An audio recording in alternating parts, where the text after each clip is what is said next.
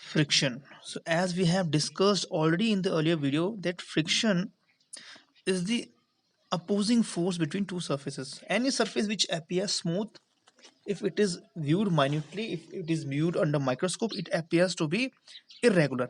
कोई भी surface चाहे मैं ऐसा स्मूथ दिख रहा हो, बहुत प्लेन दिख रहा है कि नहीं ये तो स्मूथ है भाई, चाहे तो हम एक ग्लास को देखते हैं, ग्लास है तो हमें लगता है बहुत ही स्मूथ है, लेकिन जब हम इसे माइन्यूटली देखते हैं, बहुत बारीकी से देखते हैं, माइक्रोस्कोप में देखते हैं, हमें पता लगता है कि इसमें कुछ कुछ इस तरीके से इरेगुलरिटीज होती है।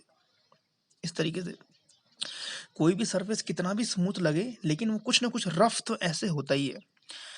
अब अगर एक सरफेस तो है ये ए, इसके ऊपर कोई दूसरी सरफेस है, यानी कोई टेक्स्ट बुक रखी हुई इसके ऊपर इस तरीके से, तो क्या होता है ये जो दोनों सरफेस है ए और बी, इन दोनों के बीच में होती है इरेगुलरिटी जो कि है ये, जिसकी वजह से हो जाता है इंटरलॉकिंग, लॉक हो जाते हैं आपस में। और इसी वजह से जो फोर्स है जिसे कहते हैं फ्रिक्शनल फोर्स वो डेवलप करता है, जिस वजह से इजी मूवमेंट नहीं होता। तो फ्रिक्शनल फोर्स एक ऐसा फोर्स है जो दो ऑब्जेक्ट के बीच में लगता है। क्यों लगता है? क्योंकि इन दोनों के बीच में इरेगुलरिटीज होती है, जिसकी वजह से ये इंटरलॉक हो जाते हैं। एग्जाम्पल हम देखते हैं क्रिकेट ग्राउंड में या कोई ग्राउंड में बॉल है, बॉल को शॉट मारते हैं तो बॉल रोल करते हुए जाती है, लेकिन कुछ टाइम बाद खुद ही बॉल रुक जाती है। क्यों रुकती है? बिकॉज जो बॉल की सरफेस है और जो ग्राउंड है इसके बीच में इंटरलॉकिंग की वजह से क्या होता है, ये एक फ्रिक्शन फोर्स लगता है और बॉल खुद ही रुक जाती है। फोर्स ऑफ फ्रिक्शन के बाद हम देखते हैं कि एक डिवाइस, स्प्रिंग बैलेंस एक ऐसा डिवाइस होता है जिससे कि इसका नाम ही स्प्रिंग यानी स्प्रिंग होगी। ये एक ऐसा डिवाइस है जो कि मेजर करता है कितना फोर्स एक ऑब्जेक्ट पे लग रहा है। स्प्रिंग बैलेंस में होता है स्प्रिंग, जितना ये स्ट्रेच होगा उससे पॉइंटर मूव होता है और पता लगता है कितना फोर्स लग रहा है। जैसे कि इसमें ये देखिए, ये स्प्रिंग है, यहाँ हम ऑब्जेक्ट रखेंगे जिसका वेट हमें करना है, ये स्केल बनी हुई है तो ये बता देगा कितना फोर्स इसके ऊपर लग रहा है। इसे बोलते हैं स्प्रिंग बैलेंस, जो कि फोर्स को मेजर करता है। फैक्टर्स अफेक्टिंग फ्रिक्शन, क्या क्या फैक्टर्स हैं जो कि फ्रिक्शन को अफेक्ट करते हैं? वो ये, जैसे मैंने पहले कहा कि फ्रिक्शन डिपेंड करता है दो सरफेस के बीच में जो रफनेस है, इरेगुलरिटी है, उस पर डिपेंड करता है। तो पहला फैक्टर है nature of the surfaces in contact.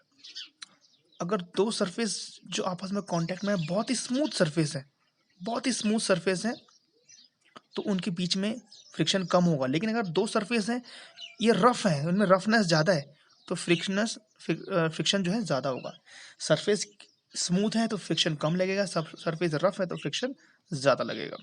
दूसरी बात ये, दोनों ऑब्जेक्ट कितने हार्ड आपस में प्रेस है। अगर बहुत फोर्स से दोनों आपस में प्रेस उनको हम कर दें तो फोर्स ज़्यादा लगेगा, नहीं तो कम लगेगा। तो जैसे कि हमने पहले बताया फ्रिक्शन क्यों होता है? Due to irregularities. इरेगुलरिटीज क्या होता है? आपस में इंटरलॉकिंग, ये इंटरलॉकिंग हो जाता है।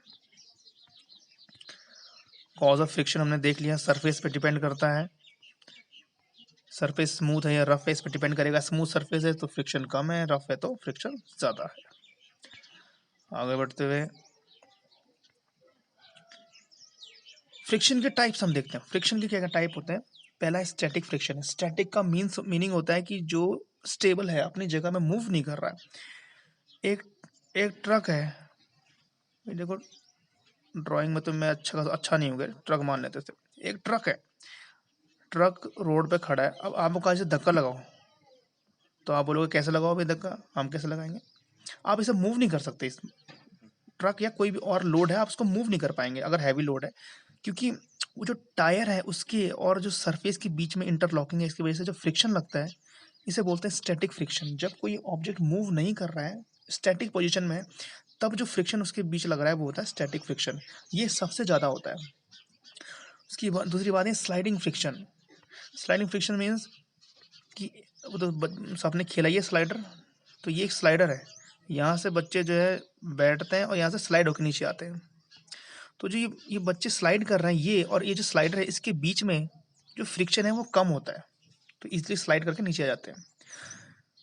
इसे बोलते हैं स्लाइडिंग फ्रिक्शन। जब स्लाइड करते हुए जो ऑब्जेक्ट है वो और सरफेस के बीच में जो फ्रिक्शन आता है उसे स्लाइडिंग फ्रिक्शन हम कहते हैं। पहले केस में हमने कहा स्टैटिक फ्रिक्शन, जबकि एक व्हीकल या कोई भी ऑब्जेक्ट अपनी जगह में खड़ा है या पड़ा है, मूव नहीं कर रहा है, तब जो फ्रिक्शन है वो स्टैटिक है। जब कोई ऑब्जेक्ट स्लाइड कर रहा है तब जो फ्रिक्शन है, तब उसे बोलते हैं रोलिंग फ्रिक्शन। रोलिंग फ्रिक्शन तब फोर्स इफेक्ट में आता है जबकि कोई ऑब्जेक्ट एक रोल कर रहा है। तो जैसे कि एक व्हीकल है, जैसे मैंने कहा ना स्टैटिक फ्रिक्शन, एक ट्रक है, तो ट्रक में जो है अपनी जगह पे खड़ा है, आप उसके टायर और जो सरफेस के बीच में फ्रिक्शन है उसे कहते हैं स्टैटिक फ्रिक्शन। बहुत ही मुश्किल है उसे हम मूव कर पाए। लेकिन वहीं कोई ट्रक जो हल्का सा मूव कर रहा है तो उसके, और तब अगर आप उसमें धक्का लगाएंगे तो आप उसे धक्का लगा लेंगे।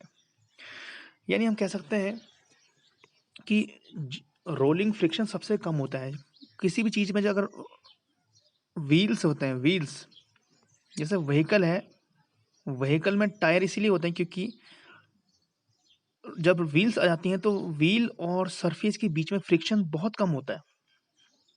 फ्रिक्शन कम क्यों होता है? क्योंकि दोनों में कांटेक्ट बहुत कम एरिया में कांटेक्ट होता है। एरिया ऑफ कांटेक्ट बहुत कम होता है। जितना ज़्यादा एरिया ऑफ कांटेक्ट होगा उतना ज़्यादा फ्रिक्शन होगा। यानी जितना ज़्यादा एरिया ऑफ कांटेक्ट होगा उतना ही ज़्यादा फ्रिक्शन होगा। जैसे स्टैटिक फ्रिक्शन में एक ऑब्जेक्ट जो रखा हुआ है, एक बॉक्स है, हैवी बॉक्स है रखा हुआ है, इसका जो एरिया है, एरिया ऑफ कांटेक्ट वो ज़्यादा है तो इसमें फ्रिक्शन ज़्यादा लगेगा।